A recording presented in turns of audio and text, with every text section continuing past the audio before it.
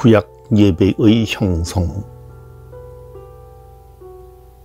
구약의 사람들은 하느님께서 거룩하신 분이시기 때문에 인간이 하느님의 거룩함에 함부로 가까이 갈 수 없다고 생각했습니다.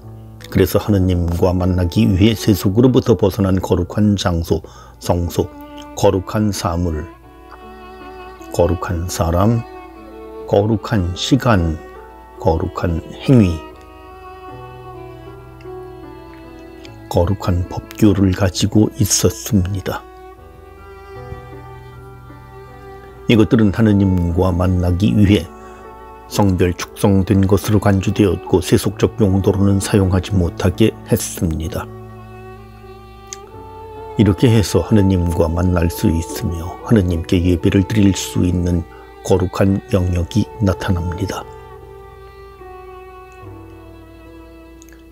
아담과 하와가 범죄하기 전에 하느님과 인간의 관계는 단순했습니다. 선악과의 금령을 어기지 않고 하느님께 복종하는 한 인간은 생명의 나무의 열매를 먹을 수 있었습니다. 그리고 나무 열매를 먹는다는 것은 일종의 예배 행위로 나타나며 이를 통해 하느님과 친밀하게 지낼 수 있었습니다.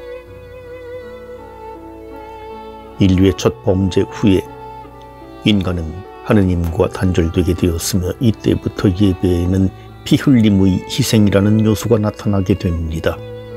이스라엘의 조상들, 아담의 자손들, 노아, 아브라함 등은 하느님께 제단을 쌓고 그분의 이름을 부르며 예배를 드립니다.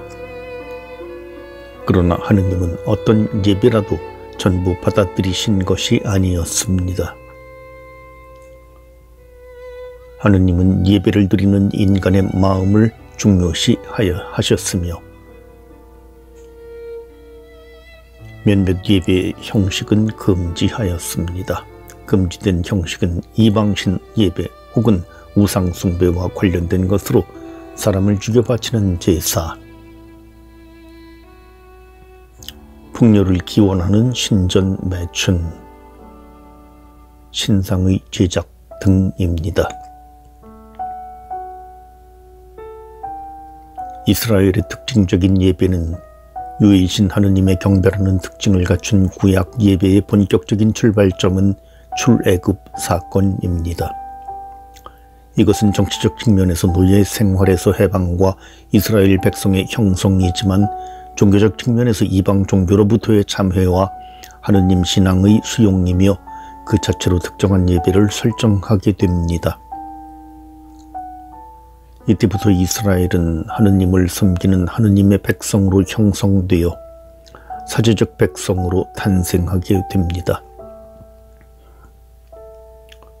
구약 예배의 특징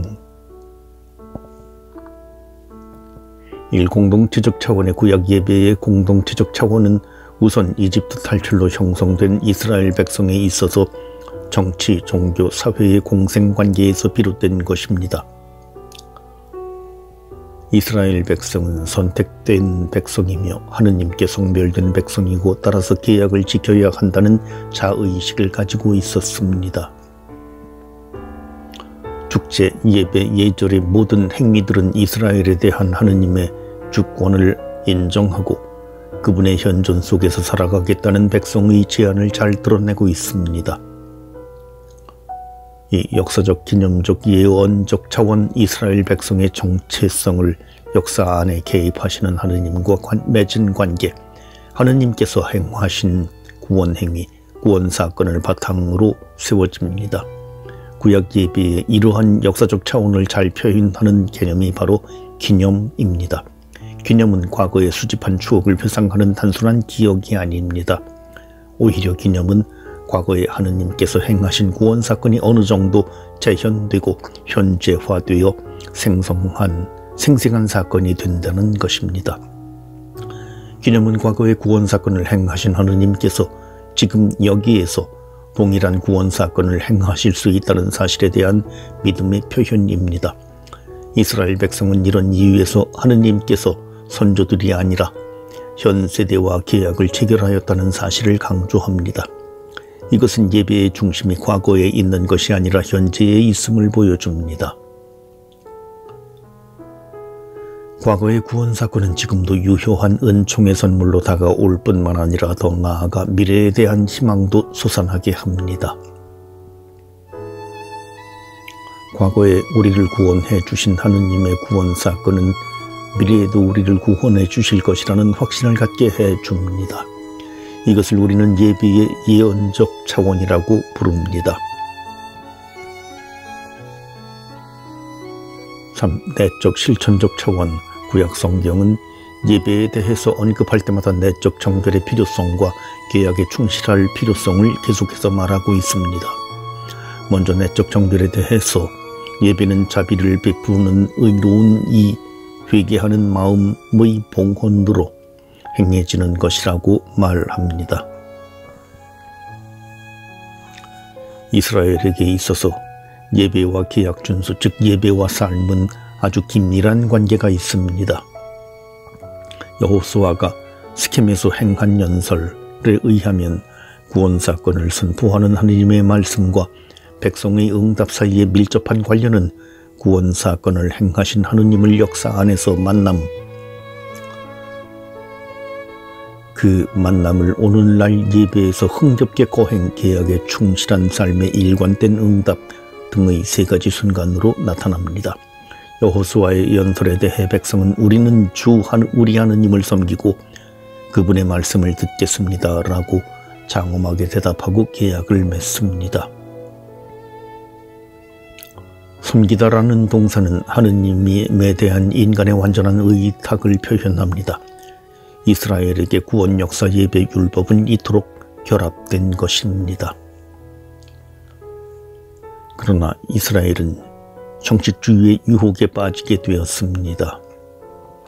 이스라엘의 예배는 예배를 이끌어내는 하느님의 말씀으로부터 분리되었고 예배에 뒤따라야 할 삶으로부터 분리되어 버렸습니다. 이스라엘이 계약으로부터 요구받은 삶을 잊어버린 채 예배 그 자체에 집착하게 되자 예배의 삶은 분리되어 버렸습니다. 예언자들은 삶과 분리된 예배를 신랄하게 비판합니다. 이 백성이 입으로는 나에게 다가오고 입술로는 나를 공경하지만 그 마음은 내게서 멀리 떠나 있다. 이러한 예언자들의 비판은 계약의 실천을 통하여 올바른 예배를 확립하려는 것이었습니다. 먼저 각자의 체험한 구원 사건 가운데 가장 크게 기억에 남는 것을 생각해 봅시다. 그리고 구원의 하느님 아버지께 감사와 찬미를 드리도록 합시다. 이것은 개인적인 단계의 기념이 됩니다. 이러한 기념은 미래에도 우리를 구원해 주실 하느님을 신뢰하고 의탁하게 도와줍니다. 또한 과거에 우리를 구원해 주셨고 앞으로도 구원해 주실 하느님께 합당한 예배를 드리도록 좀 더 열심히 살기로 다짐하면 좋겠습니다.